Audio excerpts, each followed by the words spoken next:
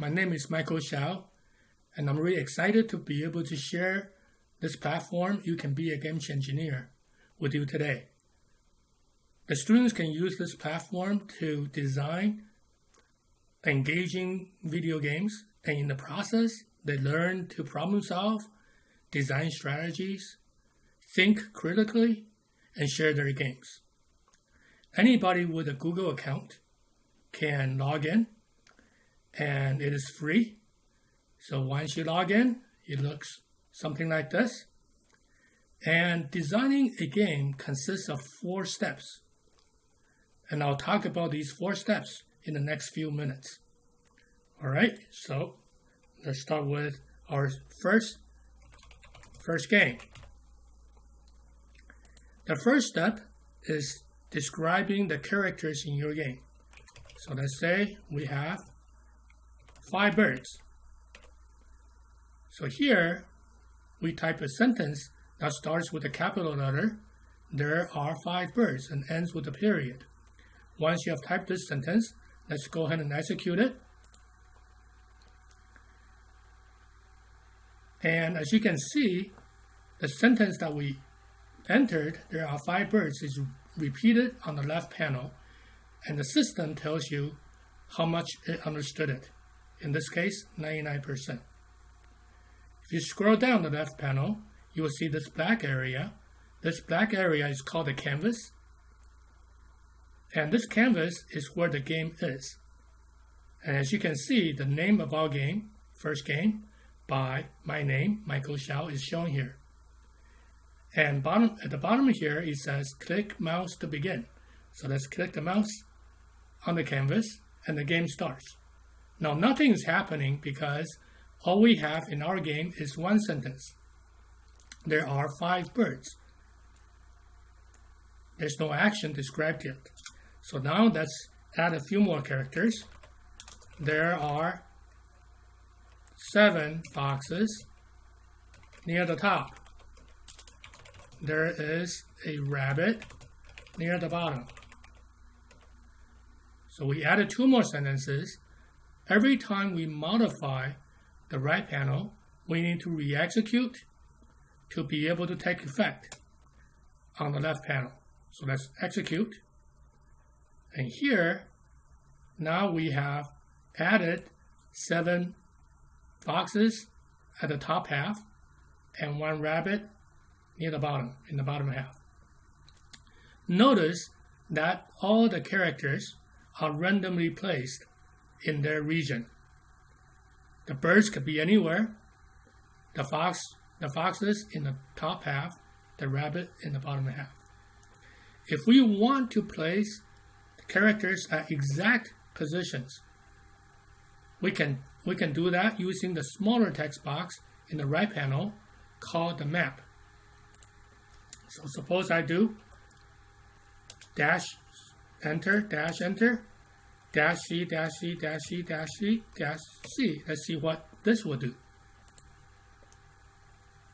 We have just added 5 carrots. You may ask, how did I know that C is for the carrot?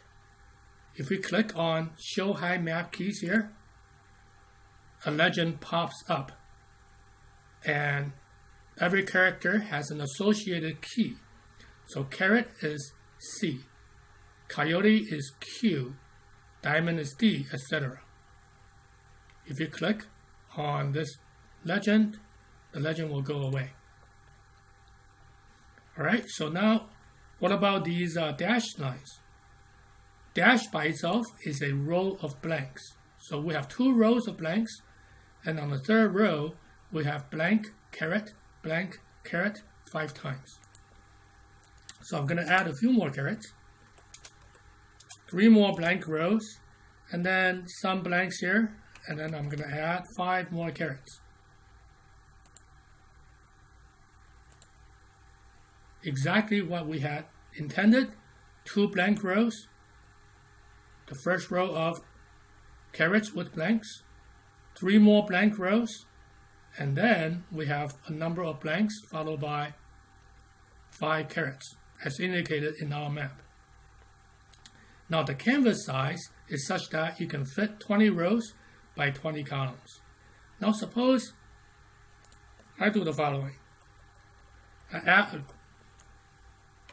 quite a few blank spaces in this last row right here, and let's re-execute. Now I have a yellow button. Okay, yellow button here says there is some error in our map. There's a map error. Okay, the map is wider than the canvas width. That's what it says.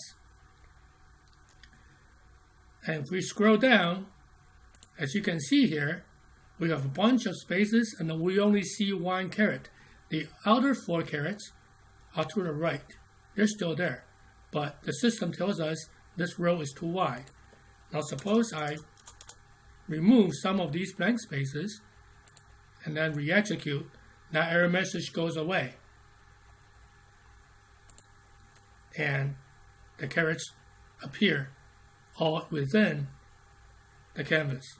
Now notice also here in the game plan, in this text, I did not say there are 10 carets because the map is also part of this character declaration step.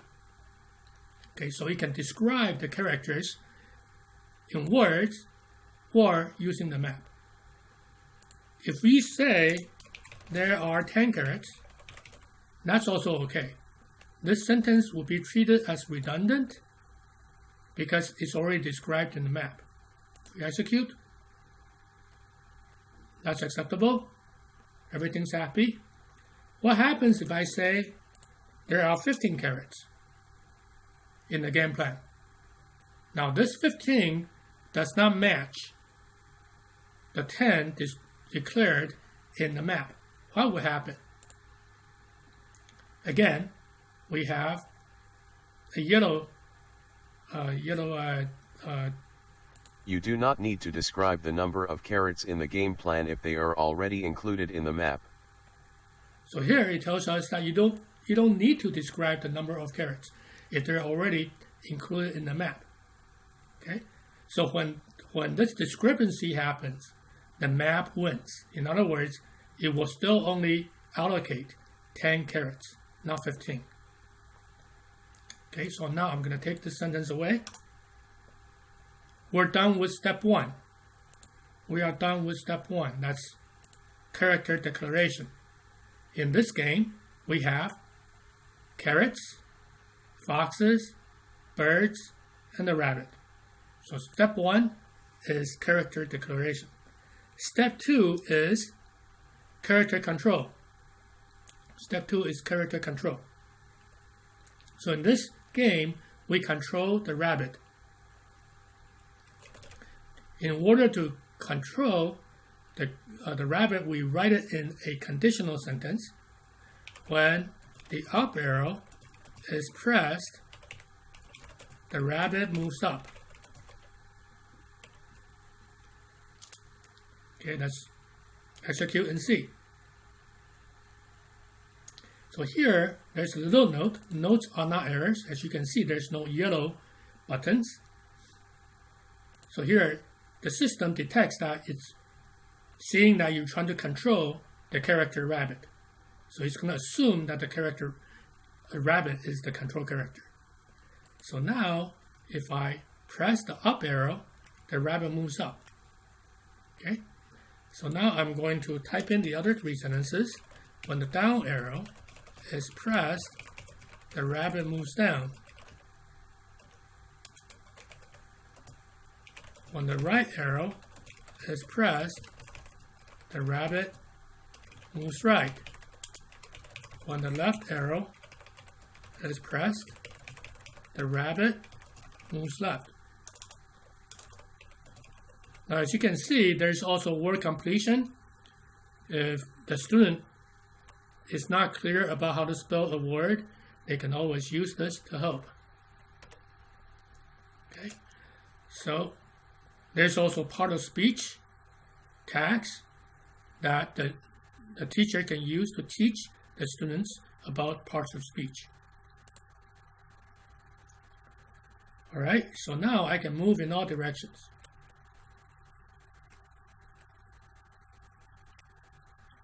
So we finished step 2. Step 1 is character declaration. Step 2 is character control. Okay. Now step 3 is the plot. That is describing the actions and interactions between the characters. So here, I want to describe the interaction between the rabbit and the carrot first. And the way we do that is by describing it as a cause and effect. When the rabbit touches a carrot, the carrot disappears.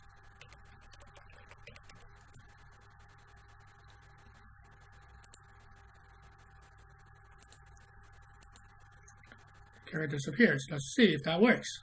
Yes. So now the rabbit is eating the carrot. Okay, now I want to describe the interaction between the foxes and the rabbit. When the fox sees the rabbit, he chases it. So if I write it like this, let's see what happens. I have a yellow button. Whenever you have a mistake in a sentence, you can also listen to the sentence that you typed. When a fox sees the rabbit, it chases it. And here's the reason for the error. Problem solve. For the second pronoun it is interpreted as rabbit. For sentences containing multiple objects, you should have only one pronoun to reduce ambiguity. Example, when a fox sees a rabbit, it chases the rabbit. So here it's saying that this sentence has two pronouns. The second pronoun, it, is interpreted as the rabbit, while the first pronoun is interpreted as the fox. Okay. Now in the virtual world, anything is possible. So in other words, the fox could be the gentle one and the rabbit be the evil one, right? So here it doesn't know who's really chasing whom. It takes an intelligent guess, okay, an educated guess, and he guesses that the fox is chasing the rabbit. However, it may not be the case. So here, it says that this sentence is ambiguous, okay? And we need to reduce this ambiguity. In this sentence, there are actually 4 possible interpretations. When the fox sees the fox chases the rabbit, or the rabbit chases the fox, or the fox chases the fox, or the rabbit chases the rabbit. There are 4 possible interpretations. The system picked one, and it correctly picked the user's intent. So the fox will be chasing the rabbit as we had intended. Nevertheless, this is still a bug. Okay? This is still a bug. So in order to fix this bug, we will need to change one of the pronouns. So in this case, I'll change the second pronoun. You can also change the first pronoun, or you can change both pronouns. Okay? And then I'm going to add one more sentence. When the fox touches the rabbit, game over. Okay? So these 2 sentences describe step 3. Step 3 is describing the actions and interactions between the characters. Now I'm starting step 4. Step 4 is describing the winning and losing conditions. So here, when the fox touches the rabbit, game over. And how do we win? When all the carrots are gone, you win. So now we have a complete game. We can try to play and see if we can win. Whoop. A fox just touched me and I die. Now this game is pretty hard to win because there's so many foxes. So now I'm going to add a few more sentences for step 3 by making use of the birds. When a fox touches a bird, the fox explodes. So let's see what this will do. So I'm adding one more sentence about the interaction. of the characters. So now when a fox is chasing me, I just need it to a bird.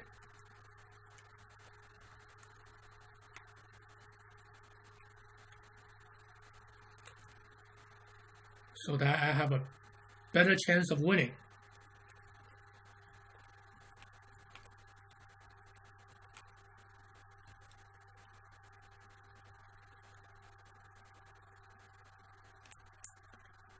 Okay, so this is our first game. Just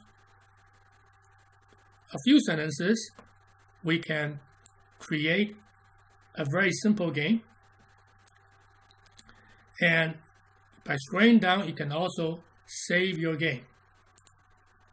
Okay, first game is saved, and you can see your directory of all the games that you have created. Okay, and then you can execute to bring the game back to the left panel. Now, I want to take this game and move it to the next level, okay, by having some power-ups. To do that, I'm going to open a new tab. By clicking on "You are a game Changineer" on top here, we can open a new tab. All right, so here, the game I just created is very similar to beginner samples number 1, Rabbit and Foxes. So now I want to do intermediate games, 1B, Rabbit, Foxes 2. Okay, because our time is limited, I'm going to copy and paste this blue text into the game plan text box. As you can see, this is very similar to what we just did. Okay, except that we have more carrots with more foxes, and then now we have diamonds. Okay, the first 4 sentences describe the setting or the character declaration. The next 4 sentences describe step 2, character control, very similar to what we have just done. So I'm going to call this game 1B, Rabbit and Foxes 2. Okay, and then step 3 and step 4, right? This is describing the interaction between the rabbit and the carrot. And this is describing the interaction between the rabbit and the diamond. Diamond here serves as a power-up. When the rabbit touches the diamond explodes, and the rabbit turns yellow for 8 seconds. So here, as you can see, every sentence describes cause and effect when it's a conditional sentence. When cause, then effect, right? When the rabbit touches a carrot is the cause. It eats the carrot is the effect. Okay, so in computer science jargon, the cause is called the antecedent. The effect is called the consequent. Now in this last sentence here, oh, by the way, you can resize these text boxes at the lower right corner as well. Okay, so in the last sentence here, there is one antecedent, the rabbit touches the diamond, but there are 2 consequences. The diamond explodes is the consequent number 1, and the second consequent is the rabbit turns yellow for 8 seconds. And the 2 consequences are joined by the word and. Okay, so let's execute and see. So I can still eat the carrots, and whenever I touch a diamond, the rabbit turns yellow for 8 seconds. Let's touch another one and see. 1001, 1002, 1003, 1004, 1005, 1006, 1007, 1008. Okay, so 8 seconds. So now I want to describe the interactions between the rabbit and the foxes. Okay.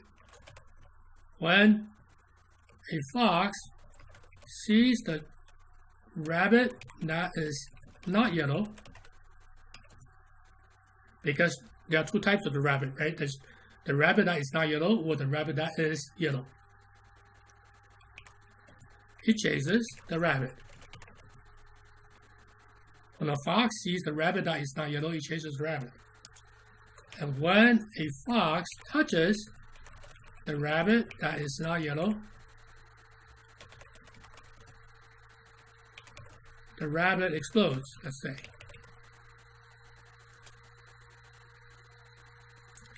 On the other hand, when the fox sees the yellow rabbit, well, you can say the rabbit that is yellow, either way is fine. It flees the rabbit. Flee is the opposite of chase. When a fox touches the yellow rabbit, it explodes. Now, it here refers to the fox. So let's see. Whenever there is a pronoun, the last sentence, when the fox touches the yellow rabbit, it explodes. Here, whenever there's a pronoun, it'll tell you what that pronoun is interpreted as. It's interpreted as the fox. Because whenever there are two or more characters in a sentence followed by a pronoun, the rule of thumb here is the pronoun refers to the first character in the sentence. So the fox explodes. Okay?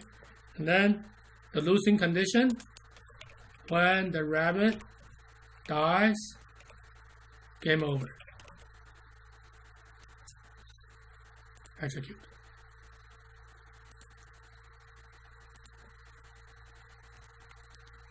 So now let's see. Yep, the fox is chasing me. When I touch the diamond, now I can. Once I turn back to the original color, I can die. Alright, so now there's also borders, right? You saw that some of the foxes can run outside of the border. So we can fix that by saying when a fox touches a border, it stops.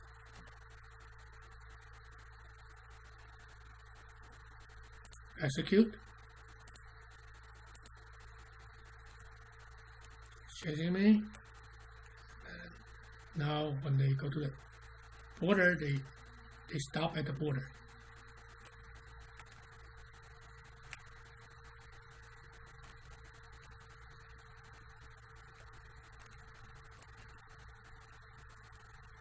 Okay. So now in Pac-Man, once Pac-Man is empowered, the ghost goes slower. So we can do that too. When the rabbit is yellow, the speed of the fox equals 0.3.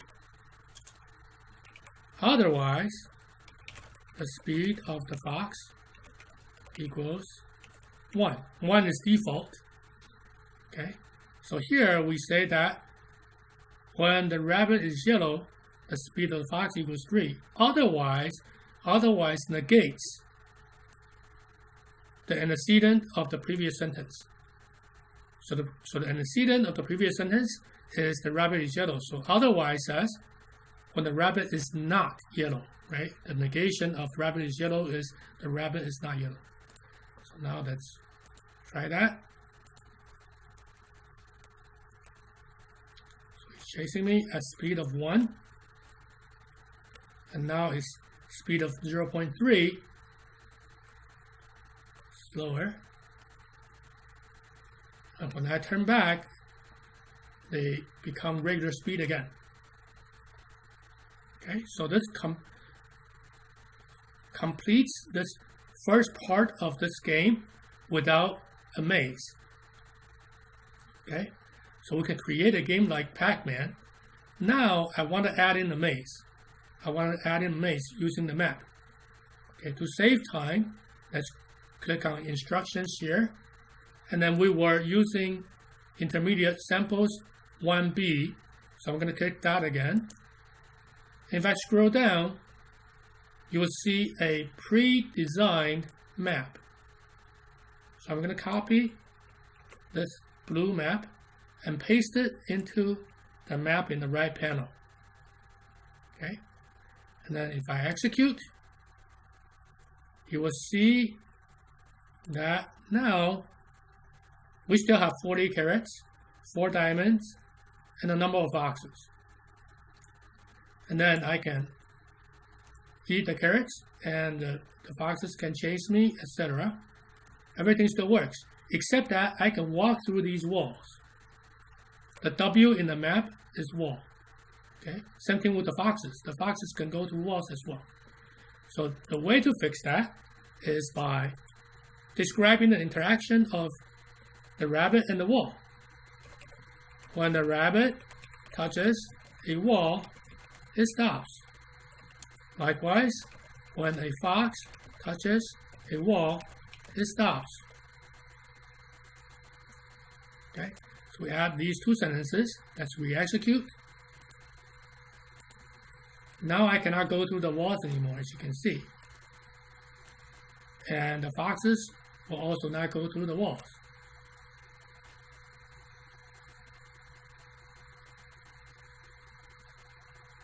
Now it's more like Pac-Man. And then the goal is to kill all the foxes and eat all the carrots. Okay.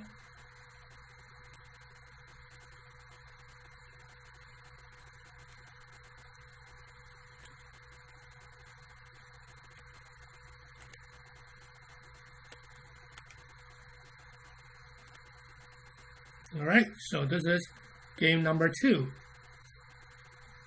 We can also make the maze bigger than this canvas in the scrolling canvas. Okay, and that's in advanced samples. So I'm gonna take 1C and I'm gonna grab this map. And replace the map. Okay, you can also resize this. Now that you see that this map is bigger, and we also need to add 1 sentence to tell the system that the canvas is wide. In this case, just with 2 frames. So I'm going to add that sentence at the top. The canvas is wide with 2 frames. So now execute. Okay, here the number of carrots is different from 40, so we don't need this sentence. I'm going to take that away. Re-execute. Same thing with foxes. I don't have 10 foxes. The number of foxes in my map is different from 10. I'm going to take that away. And likewise, I don't need the diamonds because the map is also part of character decoration. Alright, so now, as you can see, the canvas will scroll with me.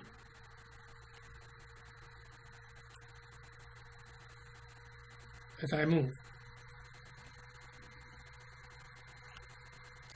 So that the control character can also always be seen on the canvas. Okay. So you can design a much larger Pac-Man if you wish.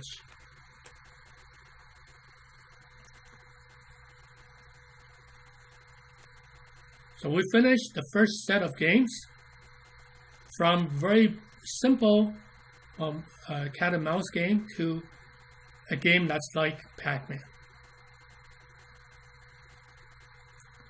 And one thing I want to mention here is when you execute, every sentence is parsed and converted to code, and whenever there are messages like notes and error messages, you can also listen to them. Now, if you have English learners in your class, they can also read these messages in their own language.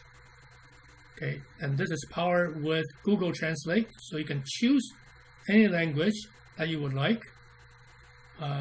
For example, if I translate to Croatian, now all these messages are now in Croatian. The original sentences are still in English. Okay, the sentences that we typed is still in English, but the messages now are now in Croatian. And then I can go back to show original, back to English. All right. So now I want to talk about a second set of games. Okay, and we start with number 2, breakout. Breakout.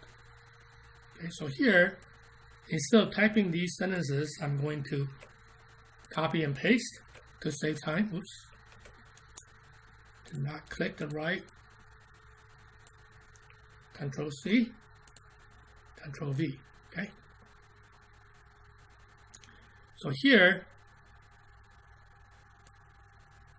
the first 3 sentences describe the character declaration. The next 2 is also initialization of the characters. So here we can change the speed of the ball and the brick. Step 2, character control.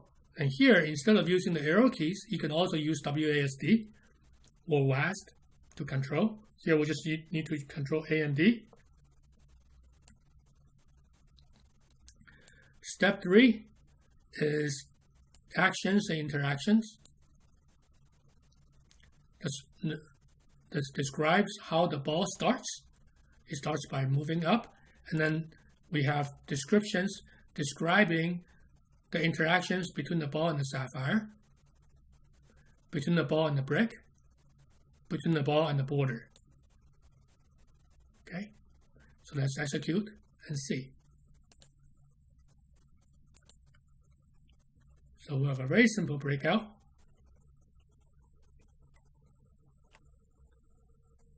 So the very first sentence here says there are 40 sapphires aligned 4 by 10.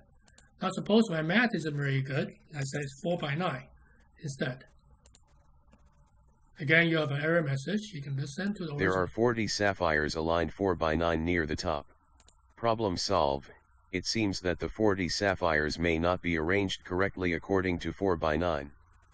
Example, there are 36 sapphires aligned 4 by 9.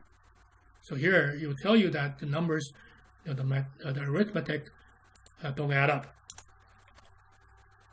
All right. So now, we need to add in the winning and losing conditions. Okay. But before that, we're going to keep score. So we can say when a sapphire explodes, the score adds 1 point. Okay. And then when the score equals, let's say 10, you win. So that's a winning condition.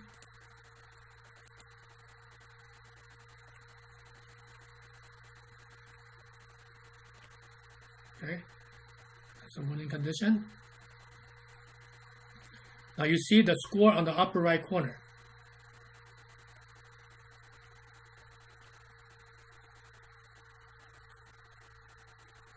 Okay, so now we have 10 and we win. You can also reposition the score. The key for the score is the equal sign. Equal sign right here. So I can put the score somewhere else. Say right here. We execute. Now the score is repositioned over here, rather than the default at the upper right corner. Right? And now the losing condition. Very simple. When the ball touches the bottom border, game over. Okay, if it touches the bottom border. If it touches any other border, right here, it bounces. Okay?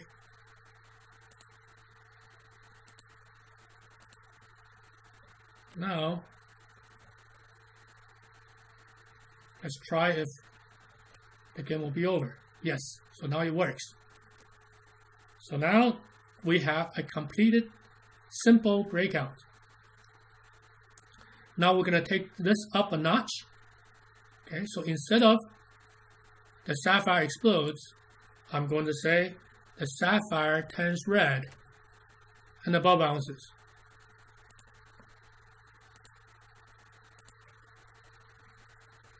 The sapphire just turns red. The ball bounces. Okay.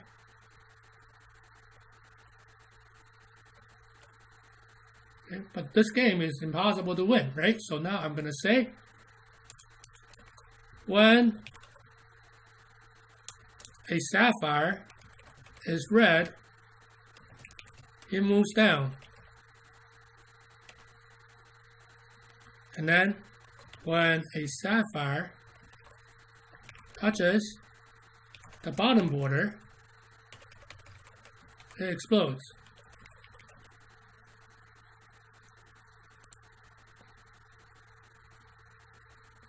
Here we have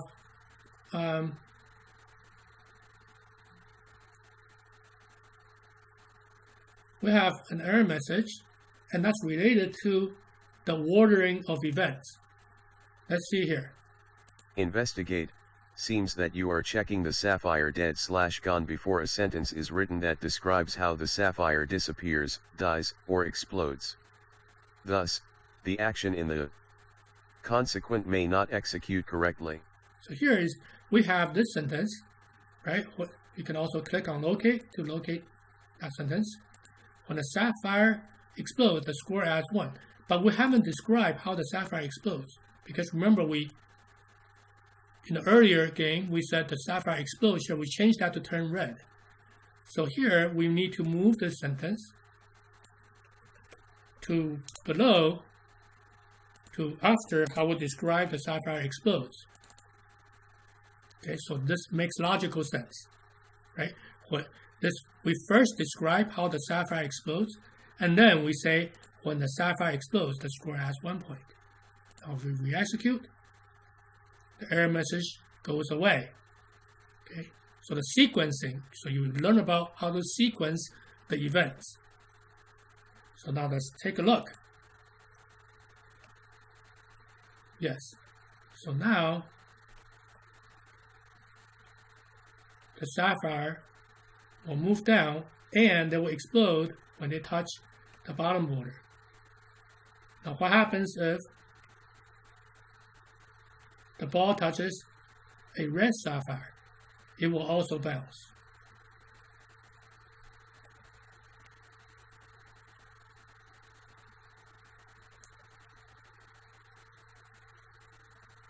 Right there, also bounces off that red sapphire.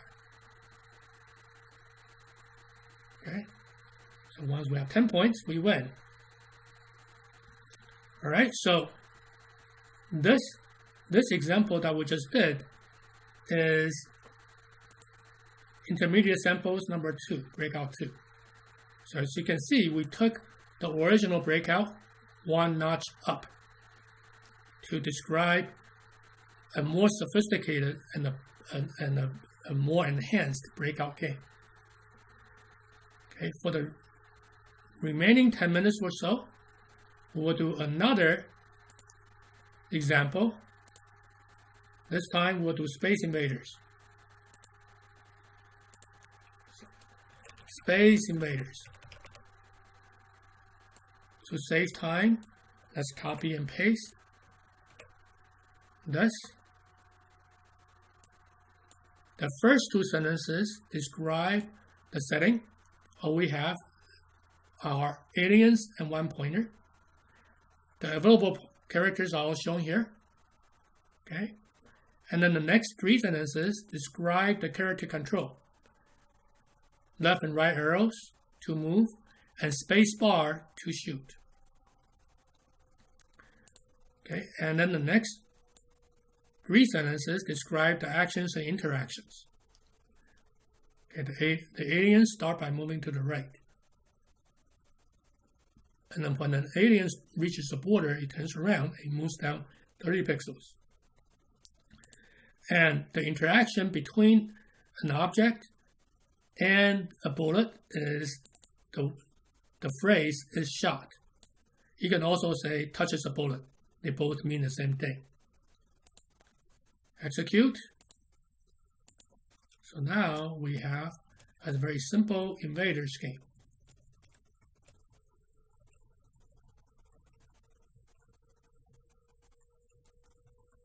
Okay. All right. So now we're gonna again take this up a notch. Instead of exploding, I'm going to say it turns cyan. And then when a cyan alien is shot, it explodes. What do you think this will do? Let's take a look.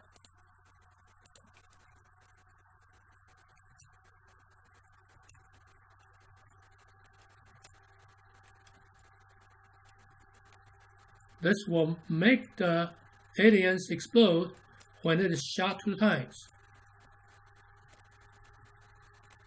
Right? The first time it is shot, it turns cyan.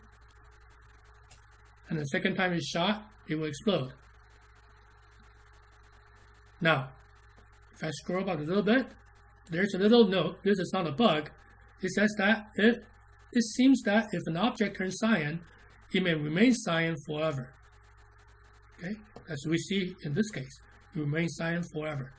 If you had not intended for this, one possible fix is to say when something happens to the object, that object turns cyan for a number of seconds. So what happens if I say it turns cyan for 5 seconds? Execute.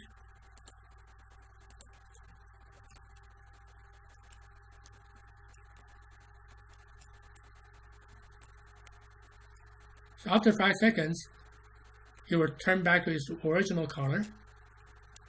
But if the alien is shot again before it returns to its original color, it will explode. In other words, this is saying when an alien is shot 2 times within a window of 5 seconds, it will explode. Okay, so this is computational thinking that you can exercise with your students. Okay. All right, so now we're going to take this up another notch, and what we're going to do is we're going to go to Advanced Samples 3C, Invaders 3. Okay, so space Invaders 3.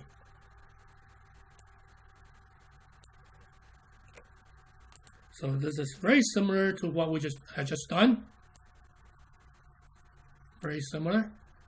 Okay, so that's character declaration with the setting and character control are exactly the same.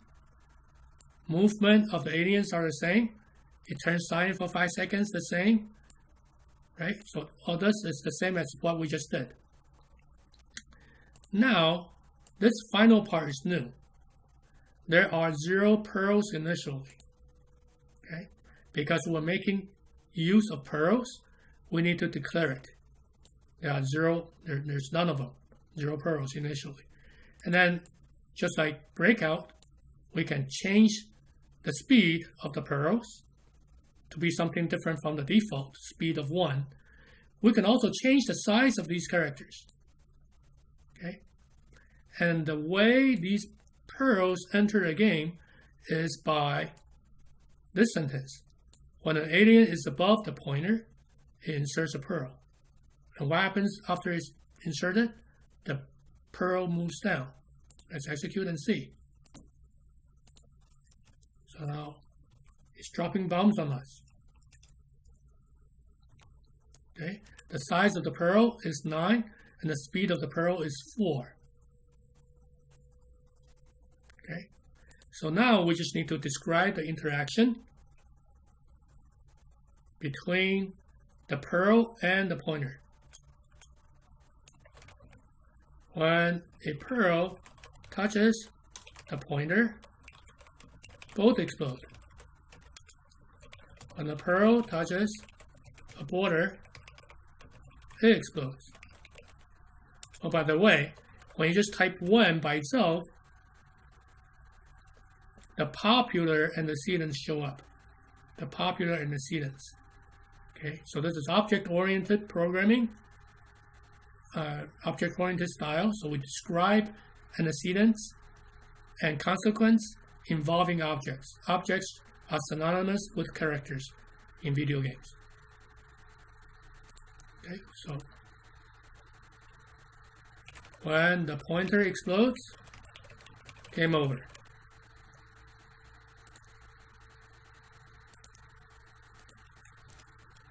So I can still kill, but if I explode, game is over.